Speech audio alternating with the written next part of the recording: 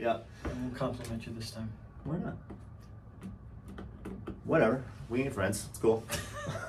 All right. Ready? Yeah, I'm ready. All right, let's do this thing. What's up, everybody? This is Dave Nielsen with Keller Williams, joined by my friend and colleague, Ed Mohan with CIBM Bank. Woo! How's it going today, Ed? It's going well. Very good. Very good. Living life. Yes. Taking numbers and all that stuff? All of that. All of that. All of that stuff. So as long as we're doing all this stuff, we're in good shape. The stuff that we're talking about today, Ed, I want to go through how buyers, I don't want to say how buyers decide their finance type, but You told me we're going to be talking about the Red Sox today. they are terrible, and I don't want to talk about them. Okay. We can talk about them when we want everybody to be in like kind of a crappy mood, but I don't want to be in a crappy mood today. Okay. So we'll save that crap for the end. So for this, to get in a good mood, we're going to talk about finance types. Cool. That's fun. That's sexy. Who doesn't want to talk about that? I know that. Yep. Yeah, it's good. So as we were talking before we started filming, we were talking about, I guess, the four like major ones. I hope you like acronyms because it's FHA, USDA, VA. I forgot VA. I was like, what's the other one? VA, and conventional is not an acronym. It'd be a hell of an acronym if it was. What's the V stand for in conventional? FHA, VA, USDA, conventional. So FHA gives us the most to talk about. So let's work our way backwards. Okay. Give me a couple seconds on what conventional financing means. Well, conventional financing is your standard mortgage program. Yeah. Right? You've got a 5% down payment requirement, minimum. It's your cheapest mortgage in terms of the fact that you don't have an upfront mortgage insurance premium. The interest rate is a little bit higher than what an FHA premium is. Interest rate is, but it's your standard program. Right. You're able to put down obviously more than 5%. The more you put down, the less your private mortgage insurance could be. Right. And if you have the ability to put down 20%, you don't have any PMI private mortgage insurance at all. Yeah. Give me 2 seconds of what the other acronym, PMI, not a loan type, but tell me what PMI means. Private mortgage insurance is an insurance policy that banks take out because they are lending greater than 80% of the purchase price of a home. Right. So back in the day, it was a mandatory requirement that you had to put 20% down to purchase a home. Right, which some people still think, by the way. Yeah, no, that's no longer the case. Now Right. there's insurance policies that buyers are paying within their monthly payment to support the fact that they are being given the opportunity to buy a home with maybe as little as 5% down. Gotcha. That's a monthly payment that's added to their principal and interest, taxes, and insurance. And with conventional financing, that eventually falls off, PMI. Right. Once they have principal reduction that reaches 78% of what they purchased their home for. Right. So if someone's going to have 5% down, they're probably going to have PMI in their mortgage payment for at least a 10-year period of time. Sure.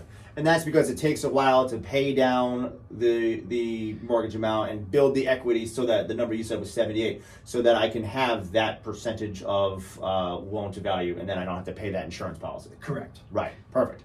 So so conventional, if we could sum it up, that's like if I am a standard like W-2 wage earner, 9 to 5, good income, good credit, that's probably a shoe that's going to fit. Yeah, you could also be self-employed. It's not to say that someone that's self-employed doesn't qualify for a conventional loan either. But you're meeting all of the standard Fannie Mae, Freddie Mac criteria. Got it. Those are the guidelines that everyone bases their loan programs upon. So yes, that would be the mortgage that we would look at first and foremost to see if a buyer can qualify. Cool. USDA. USDA is a rural housing program. U.S. Department of Agriculture allows for people to buy homes with no money down in rural lending areas. If we're looking at an example of the state of Rhode Island, and you're traveling 295, most of the properties west of 295 are in that rural category. Right, like Coventry, Foster, Burville, Exeter. Yes. Yeah. Even parts of Cumberland Hills has got a section where they're USDA eligible. Yeah. And then when you get down to southern Rhode Island, Exeter, I think you mentioned that, but parts of Charlestown, where there's obviously less population. So those programs, USDA is great in the fact that you can put 0% down, but it's also based on your income level. If you make too much money, you will not be eligible for the USDA program. Let's take a moment on that. Yeah. Not to interrupt you, but totally to interrupt you. So you said if you can make too much money. So there are certain things that people need to think about. So somebody might say, well, yeah, I want to buy a property out in the boonies. I want to be like way out western country. Foster, yeah. Yeah, Foster, right? Gloucester. Ultimate Boonieville. Just kidding, we love you. Way out there, you know that you can get a property with a USDA loan because it's no money down.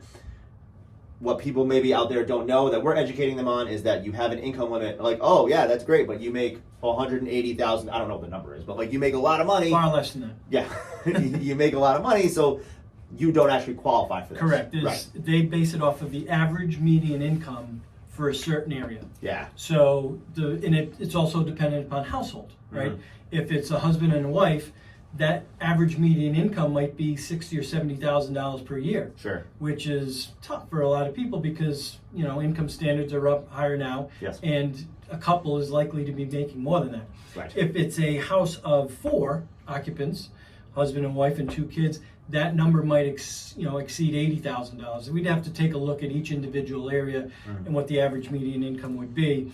There's data that we can access fairly easily to get that information. Right. But the bottom line is, if you're making too much money, that program will become ineligible for you.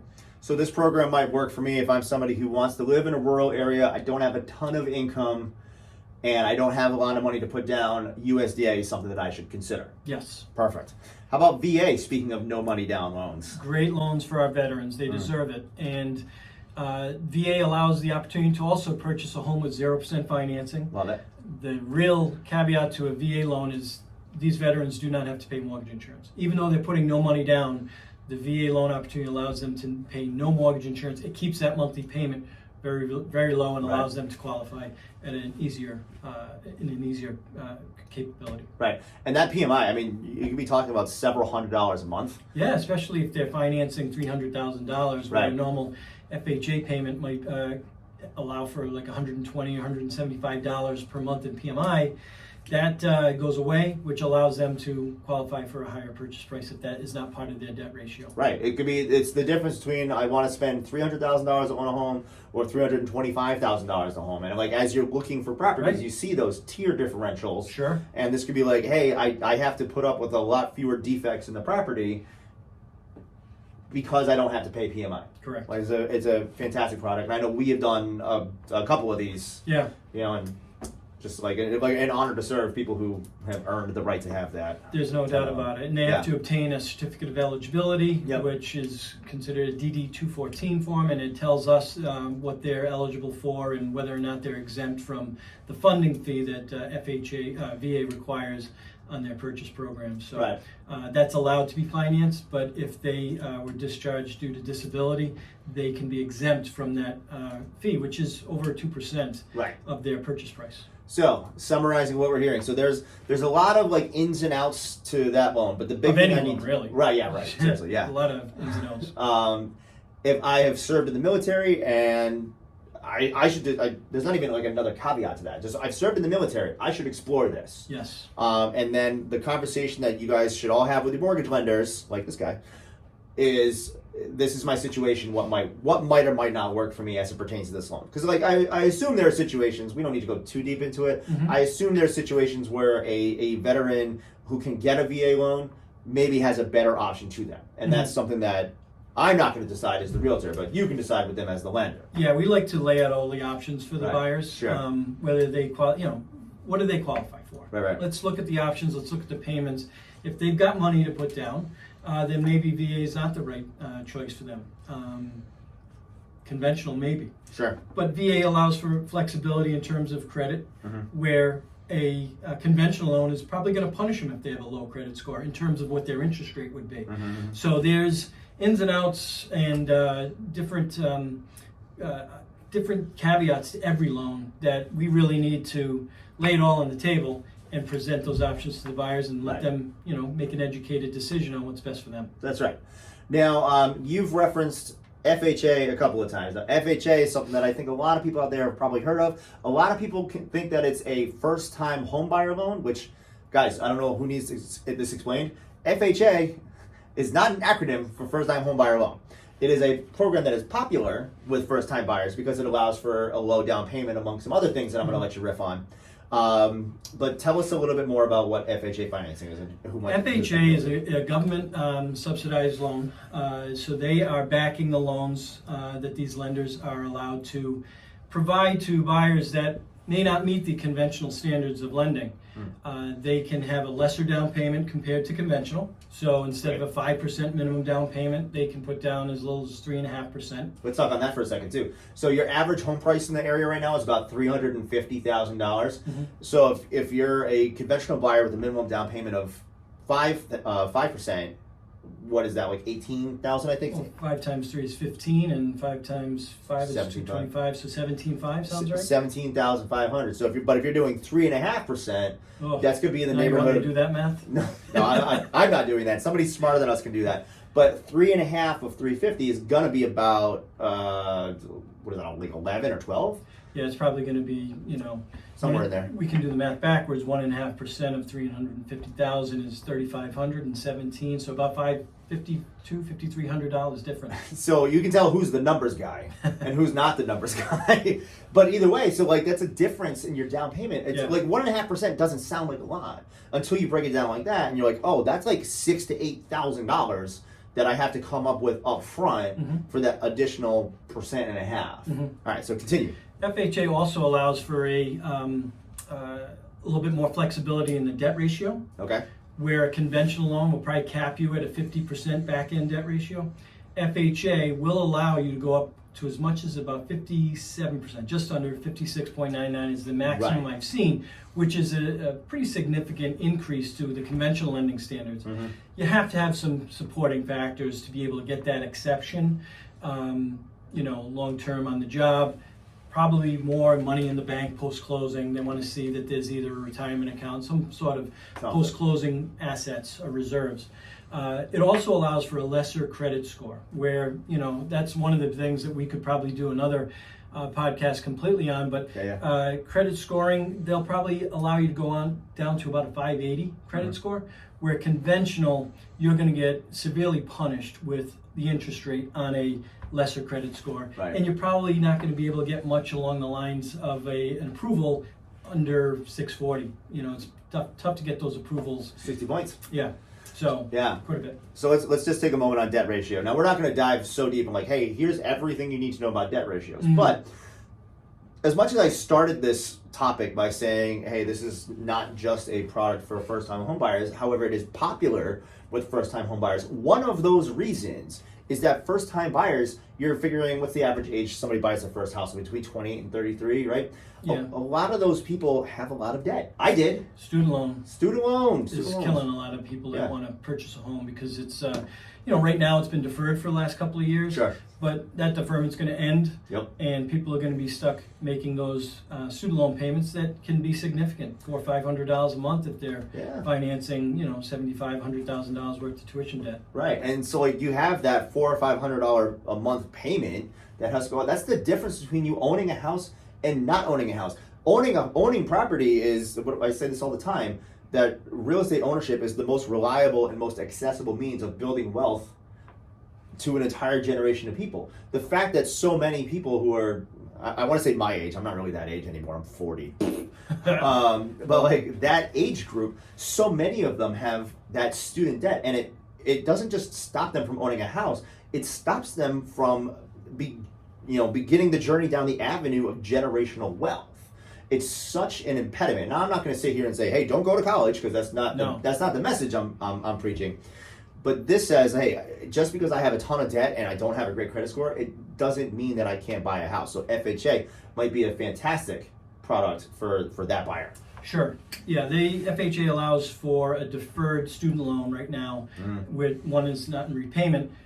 They'll calculate the payment for the student loan at 0.5% of the balance. So if someone has a $100,000 student loan, they'll hit them for a $500 monthly payment, which is likely to be more when you're going to try and pay that back over a 10 to 20 year period of time. Sure. So there's a little bit of flexibility in that qualification standard. But yes, FHA does allow for flexibility within debt ratio and credit and down payment. So those are the three things that allow a good amount of buyers in the market to be able to purchase a home that wouldn't necessarily be able to purchase a home if there was only a conventional mortgage option. Right, and it helps people start the journey of building wealth. I mean, last week when we were talking, I talked about how we use you pointed this out to me, use the equity in the home that I own to purchase an investment property, which I did, and now that property, this is just talking about real estate ownership, now that property, I could sell it tomorrow and my kids will go to school basically for free. And for those of you who don't know my kids, which I assume is most of you, my son hasn't even started kindergarten yet, and I can give him free college through real estate ownership. That a product like an FHA loan might open the door to you, whereas you're like, my credit's like 610, it's not that great. I still have like my college loans and like I got a car payment and like all this stuff. All these reasons are like falling off because you can do financing like this. Yeah, FHA is almost like a bridge to that path that you want to take in real estate. It's not a loan that you probably want to have for the remaining time that you own that property, right? Because of the cost of the private mortgage insurance. It is mandatory that you're going to have that PMI for the entirety of the loan. So what we mean by a bridge is that once someone gets into a home and over the next 2 or 3 years develops some equity, if interest rates are in a comparable position to when they bought, they should want to try and reach out and speak to someone like myself or whoever they're working with to get a conventional mortgage to replace that FHA loan through a refinance. And then they can, if they have enough equity, they can drop out of that PMI payment, so their monthly payment and expense would go down. Right. Yeah, you see that bridge. So like, just because I bought my property with an FHA loan doesn't mean that I have to stick in that forever. Now, like, there's all the great reasons to get into an FHA loan. Hey, my credit's bad and I don't have a big down payment. I also don't want the PMI if I don't have to have it. So when I have the opportunity, I can refinance out of it into a different type of finance, and that's great. So let's talk a little bit about FHA, because this is something, just having been in real estate for over a decade at this point, this is something that I'm actually really passionate about and have grown more so in the last couple of years. As we record this in January of 2023, we are coming out of what is almost a 3-year period of a crazy market where some of the conventional wisdom, and I use the term wisdom in this example very loosely, some of the conventional wisdom is that an FHA mortgage is quote unquote not as good as some other finance. I'm telling you that I have had this conversation with realtors like, well, yeah, we're not even going to consider FHA offers. And I just be like, freaking why? Yeah, I think that's a misnomer for the most part. You know, I agree.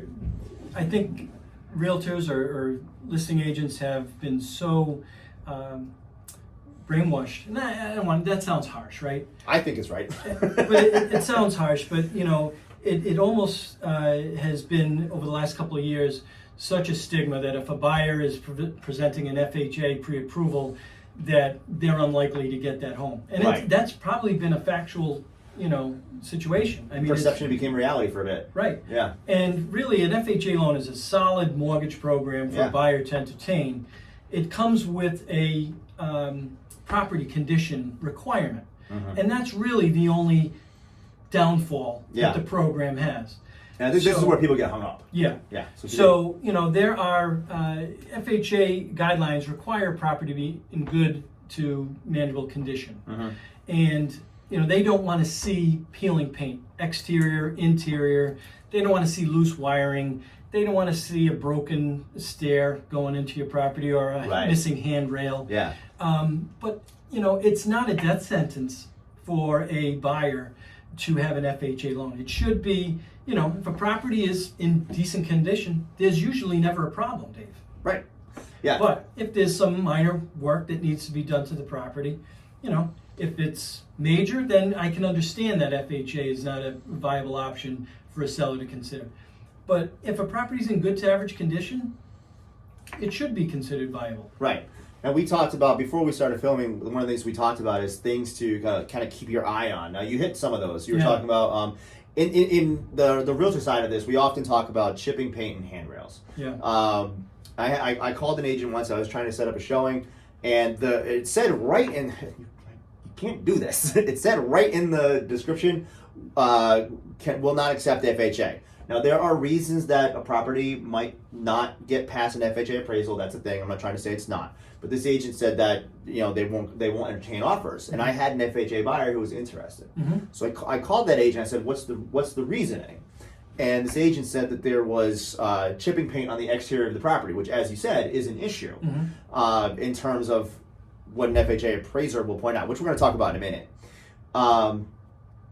You also said something important. You said it's not a death sentence, these things. So I said, well, yeah, great, but if we give the best offer, do you think your seller would be willing to paint it and get around that issue? Like, it's going to be a couple of grand. Like, if my buyer offers $10,000 more than the next highest buyer, would you spend $4,000, $5,000, $6,000 to paint the property? That's kind of like a duh answer.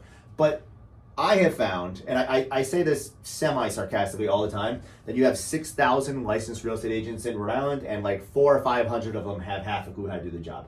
It's sarcasm, realtor friends, we're just busting chops here. But I think there are people who they say, oh, it's got chipping paint, we can't even consider these options. And that makes me want to bring up the appraiser. Because there's other language that people say in our language. This is more on the buyer side. This is less among the realtors, where somebody says, oh, this property won't pass inspection, or this property will fail inspection. Just to clarify for everybody, passing or failing an inspection is not really a thing. You can have certain instances, like in Massachusetts, you have to get the septic system inspected, which is called a Title V, and that's a pass-fail. But your general run-of-the-mill home inspection, your home inspector is not going to give you a pass or fail. It's not a box to check. It's not like they give the house a score. It's hard to say house and score. That's unfortunate. We're gonna leave that in though. It's not like I'm gonna leave with it. It's not like they give the house a score of like 75 and 70 was pass, right? But I think what people really mean is there going to be an appraisal issue that prevents financing side from closing. An appraiser is going to do his report and let us know if the property is in as-is condition or subject to. Right. If a property is in as-is condition, he feels like it meets all of FHA guidelines and there's nothing that needs to be done to that property in order for you to proceed. Right. If a property is subject to, he will outline whatever it is that the property is failing in terms of an FHA requirement, whether it be peeling paint, broken cabinet, a handrail that's missing from a deck. So he'll outline, take pictures of that, and it then becomes the obligation of the seller to repair that issue. The appraiser would then have to go back out, inspect the property a second time, take pictures to see that it now meets it. But yes, as long as it's subject to, it doesn't mean that the deal cannot move forward. It just means that this has to be accomplished before we can close. That's right. It's just like another extra step or two, and I think that's where people get hung up. It's like, yeah, well, we don't want to. My seller doesn't want to do anything. It's as is. I'm like, bro, you can't put up a handrail. Like I had a property. This was last summer, I think it was, or the summer before, where it was the house was built in 1810. It was basically the same age as the United States of America, and there was no handrail going into the basement. And the appraiser pointed it out, and I was like, great. Let me call my carpenter. It was the next day it was done. I snapped a cell phone picture. I sent it to the appraiser. She's like, okay, you're good to go. And I think, and again, because the conventional phrasing around it is chipping paint and handrail, somebody said, oh, there's no handrail, we can't do it. Like, no, you can. There's just another step, right? And as we opened this conversation talking about what buyers need to be cognizant of, I think if there's anything that I want to say, don't be afraid of FHA financing if you're on the buy side, even though some people have been saying they're not going to take FHA offers for a couple years. I think that's going away. It shouldn't have been a thing in the first place. As the number of offers that are being entered into a property, the less competition, the more open sellers are going to be to FHA financing. Right. And we talk about like, okay, it's another pain in the butt step. Like maybe I will have to put up a handrail in a couple weeks if the appraiser says, well, if I have 20 offers and one of them I don't have to, like, okay, I get it. But like right now you're running into a lot less of that. You're still getting multiple offer situations, especially at certain price points, but it's not the bloodbath that it was. So like what people didn't think was an option before is an option again. So as you're considering these, I don't think that there are any of these loan types that you should steer clear of. for any reason. And by the way, just so you guys know, it's illegal to discriminate against somebody due to their finance type, so be careful about that too. But there's just so many options. End of the day, and I say this all the time, I believe in staying in my lane. These loan types, that's your lane. That's the mortgage lender. That's not my lane. So if you're curious about what kind of loan type might make the most sense for you, it's worth giving this guy a call and talking about like, hey, this is my credit scenario, this is my income, this is the debt, but we can pay this off because we have X money coming in. We'd like to do X, Y, and Z. It's a financial plan. And that's exactly what the house is, right? It's a financial plan. It can serve as a big piggy bank for you. I gave the example of buying my property. It can be the piggy bank that pays for your children's education, or your trip to Ireland every year, or another investment property for who's going to Ireland every year? I wish I could. Irish people. But yeah, like that's the kind of thing. So I guess if there's that one nugget, sit down with a qualified person, like this guy to my left, maybe right on the screen, whatever. This guy in this direction. Have that conversation, figure out what makes sense, and get out in the market with some confidence. And then speak to somebody like me, the realtor, who knows this stuff a little more in and out and can, not than you, but then the buyers. And we can find the property that makes the most sense, put the deal together, and get you into a home faster than you thought that you didn't think was even possible a couple months prior to our conversation. I think the biggest part of determining what program fits for them is getting that education, right? And spending time really understanding each of the unique opportunities that these mortgage programs allow, not just for the immediacy of buying that home, but we want to have that conversation with the buyers about what's their long-term plan, because different mortgage programs are going to fit certain plans for their home ownership and what they see going, not just today, but 5-10 years down the road. Right. And you said something I say all the time. You talk about providing education. I say all the time, we're not salespeople. We are providers of education. My job is to provide you with the education that helps you make the right decision. If that education leads you to doing a real estate transaction with me, Ed, or both of us together, great. If not, also great. Because it's about making sure that you understand what makes the most sense for you. Ed, if I'm somebody who wants to get that education, how can I find you? Please feel free to reach out anytime. My cell phone is 401-226-8492. And you can email me at ed.mohan@cibmbank.com. Perfect. And if you need to find me, I am best reached by text. I have a text-only line. It's 401-205-3456. I forgot the number for a second. Yeah, I was like, crap, because it's not my cell number. 401-205-3456.